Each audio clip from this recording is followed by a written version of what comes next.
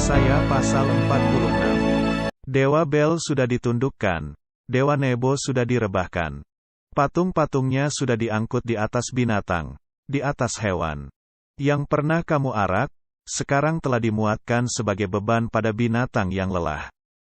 Yang tidak dapat menyelamatkan bebannya itu. Dewa-dewa itu bersama-sama direbahkan dan ditundukkan. Dan mereka sendiri harus pergi sebagai tawanan. Dengarkanlah aku, hai kaum keturunan Yakub. Hai semua orang yang masih tinggal dari keturunan Israel. Hai orang-orang yang kudukung sejak dari kandungan. Hai orang-orang yang kujunjung sejak dari rahim. Sampai masa tuamu aku tetap dia. Dan sampai masa putih rambutmu aku menggendong kamu. Aku telah melakukannya dan mau menanggung kamu terus. Aku mau memikul kamu dan menyelamatkan kamu. Kepada siapakah kamu hendak menyamakan aku, hendak membandingkan, dan mengumpamakan aku, sehingga kami sama? Orang mengeluarkan emas dari dalam kantongnya, dan menimbang perak dengan dacing. Mereka mengupah tukang emas untuk membuat Allah dari bahan itu. Lalu mereka menyembahnya, juga sujud kepadanya. Mereka mengangkatnya ke atas bahu dan memikulnya. Lalu menaruhnya di tempatnya, di situ ia berdiri. Dan tidak dapat beralih dari tempatnya. Sekalipun orang berseru kepadanya, ia tidak menjawab. Dan ia tidak menyelamatkan mereka dari kesesakannya. Ingatlah hal itu dan jadilah malu. Pertimbangkanlah dalam hati, hai orang-orang pemberontak. Ingatlah hal-hal yang dahulu dari sejak purbakala. Bahwasanya akulah Allah dan tidak ada yang lain. Akulah Allah dan tidak ada yang seperti aku. Yang memberitahukan dari mulanya hal yang kemudian. Dan dari zaman purbakala apa yang belum terlaksana. Yang berkata, keputusanku akan sampai. Dan segala kehendakku akan kulaksanakan. Yang memanggil burung buas dari timur. Dan orang yang melaksanakan putusanku dari negeri yang jauh. Aku telah mengatakannya, maka aku hendak melangsungkannya. Aku telah merencanakannya, maka aku hendak melaksanakannya. Dengarkanlah aku hai orang-orang yang congkak, orang-orang yang jauh dari kebenaran.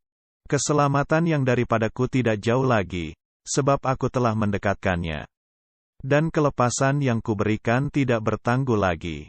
Aku akan memberikan kelepasan di Sion. Dan keagunganku kepada Israel.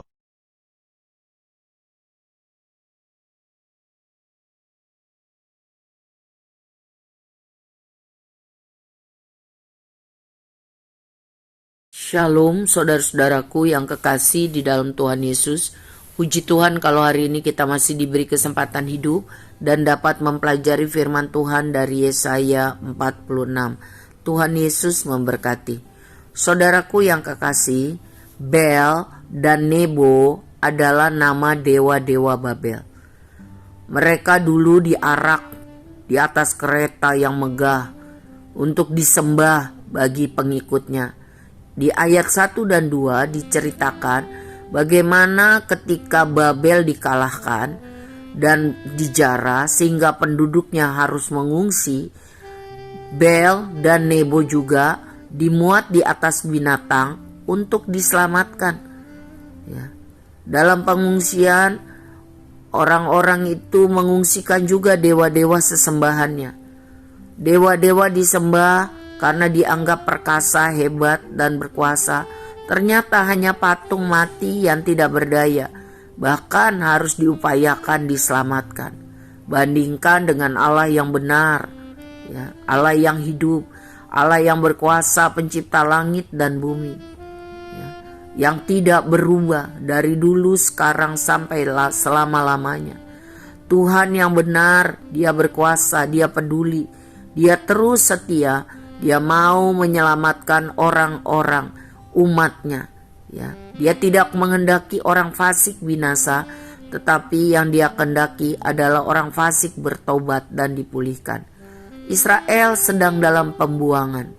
Ya, tetapi Tuhan berjanji melalui nubuat Nabi Yesaya akan terus menggendong umatnya. Ya, akan membentuk mereka menjadi umat kesayangannya. Mereka akan diselamatkan. Ya. Tuhan adalah Allah pencipta, bukan ilah yang diciptakan manusia, bukan hasil karya tukang batu, tukang emas, atau tukang kayu, seperti dewa-dewa Bel dan juga dewa-dewa Nebo. Bukan. Ayat-ayat ini adalah teguran yang sangat keras bagi Israel agar malu dan bertobat. Mereka telah berpaling dari Allah yang Maha Kuasa, yang telah menyelamatkan mereka.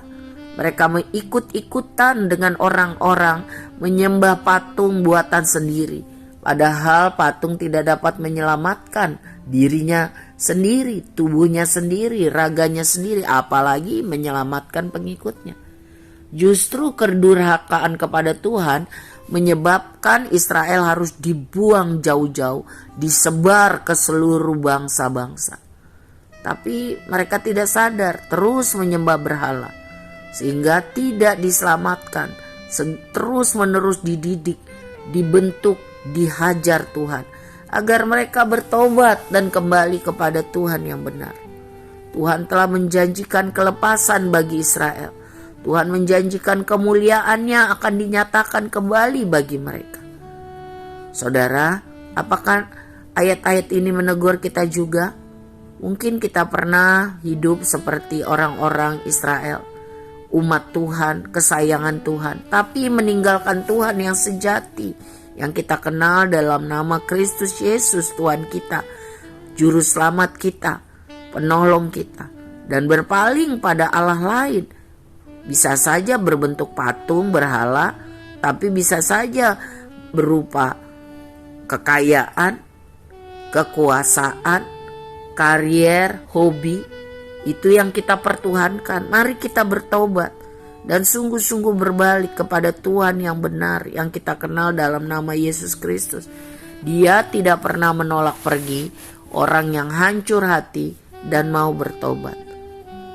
Keselamatan hanya ada di dalam Yesus Kristus Tuhan kita.